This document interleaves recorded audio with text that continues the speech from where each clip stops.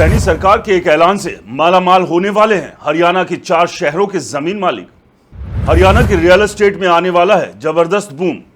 नायब सिंह सैनी ने ब्लूप्रिंट तैयार करने के दे दिए हैं आदेश।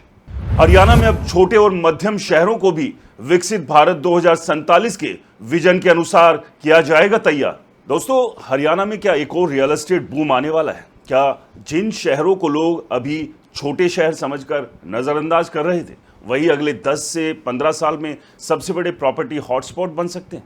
और सबसे बड़ा सवाल, अगर सरकार पहले से 2041 तक का पूरा ब्लूप्रिंट तैयार कर रही है, तो क्या आम आदमी फिर से देर कर देगा, जैसे उसने गुरुग्राम, सोहना और न्यू गुरुग्राम में कर दी थी?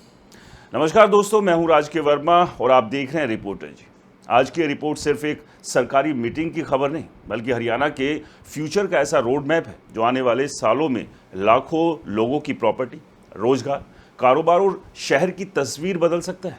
क्योंकि हरियाणा के मुख्यमंत्री नायब सिंह सैनी ने 4 शहरों, जिसमें नारायणगढ़, कुरुक्षेत्र, नारनौल और पानीपत के लिए 2031 और 2041 तक के डेवलपमेंट प्लान की समीक्षा करते हुए साफ संदेश दिया है कि विकास सिर्फ बड़े शहरों तक सीमित नहीं रहेगा, बल्कि अब छोटे और मध्यम शहरों को भी विकसित भारत 2041 के विजन के अनुसार तैयार किया जाएगा।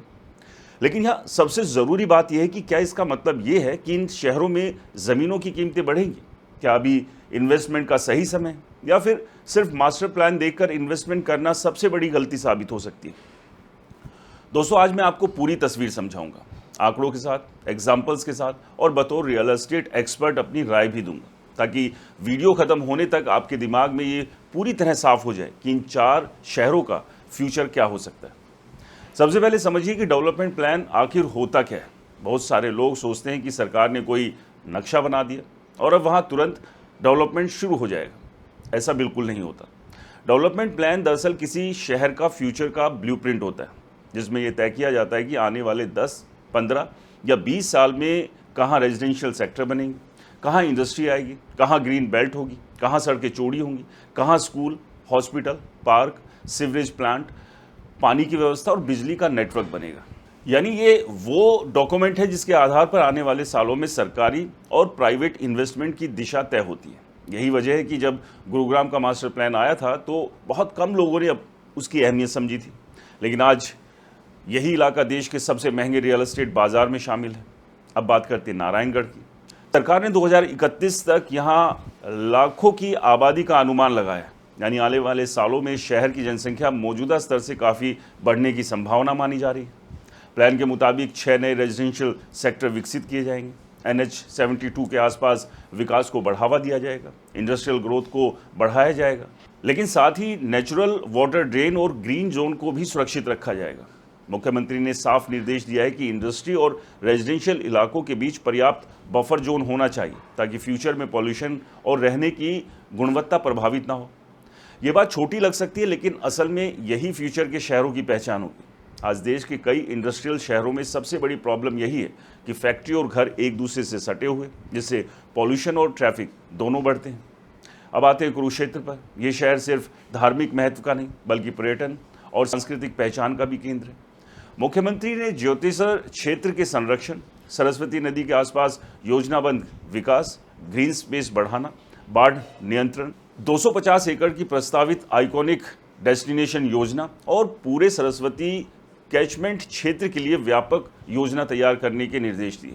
इसका मतलब साफ है कि सरकार सिर्फ कंक्रीट का शहर नहीं बनाना चाहती, बल्कि धार्मिक, पर्यटन और पर्यावरण को भी विकास का हिस्सा बना रही। अगर ये योजना सही तरीके से लागू होती है तो होटल, हॉस्पिटैलिटी, रिटेल, धार्मिक, पर्यटन और स्थानीय कारोबार को बड़ा फायदा मिल सकता है। अब बात करते हैं नारनौल की। यहाँ 2041 तक के लिए 20 नए रेजिडेंशियल सेक्टर प्रस्तावित किए गए।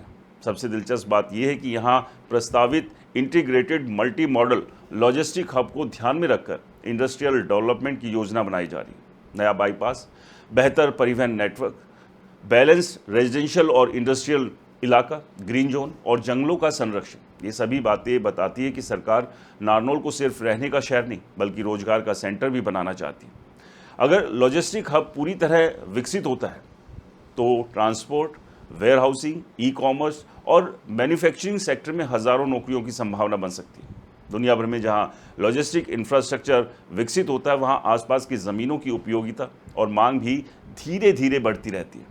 हालांकि इसका मतलब ये बिल्कुल नहीं है कि हर ज़मीन सोना बन जाएगी। अब सबसे बड़े औद्योगिक शहर पानीपत की बात करते हैं।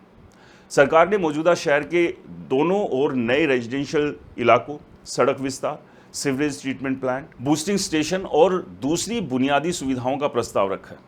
साथ ही पानीपत शामली राष्ट्रीय राजमार्ग के दोनों ओर लगभग 1 किलोमीटर तक इंडस्ट्रियल विकास की योजना तैयार करने के निर्देश भी दिए।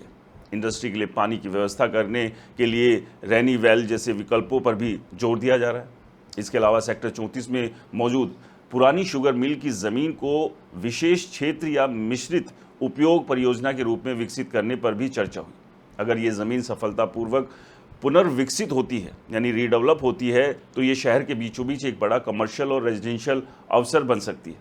अब यहाँ एक सवाल उठता है कि क्या सिर्फ मास्टर प्लान आने से प्रॉपर्टी की कीमतें बढ़ जाएगी? जवाब है नहीं। दोस्तों, इतिहास बताता है कि मास्टर प्लान केवल पहला कदम होता है। उसके बाद ज़मीन अधिग्रहण, इंफ्रास्ट्रक्चर निर्माण, इन्वेस्टमेंट, इंडस्ट्री, रोजगार और पॉपुलेशन का वास्तविक विस्तार होता है। कई बार योजनाएं समय पर पूरी होती है और कई बार सालों तक फाइलों में ही अटकी रहती है। इसलिए इन्वेस्टर्स को सिर्फ नक्शा देखकर फैसला नहीं लेना चाहिए। अब थोड़ा व्यापक नज़रिए से समझते हैं।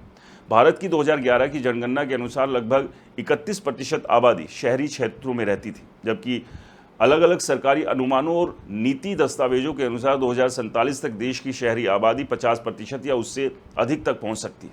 इसका मतलब है कि आने वाले सालों में करोड़ों लोग शहरों की ओर जाएंगे। ऐसे में सिर्फ गुरुग्राम, फरीदाबाद या पंचकुला जैसे शहरों पर दबाव बढ़ना संभव नहीं है। इसलिए सरकार अब दूसरे और तीसरे स्तर के शहरों को पहले से तैयार करना चाहती है। यही रणनीति चीन, दक्षिण कोरिया और कई दूसरे यूरोपियन देशों में भी अपनाई गई थी, जहां नए शहरों को पहले इंफ्रास्ट्रक्चर दिया गया और फिर वहां इंडस्ट्री और आबादी पहुंची। दोस्तों, मेरी बतौर रियल एस्टेट एक्सपर्ट राय सुनिए। मुझे लगता है कि सरकार की ये दिशा सही है, क्योंकि फ्यूचर का विकास केवल बड़े शहरों में संभव नहीं है। लेकिन इन्वेस्टर्स को सबसे बड़ी गलती ये नहीं करनी चाहिए कि मास्टर प्लान देखते ही किसी भी खेत या किसी भी कॉलोनी में पैसा लगा दें।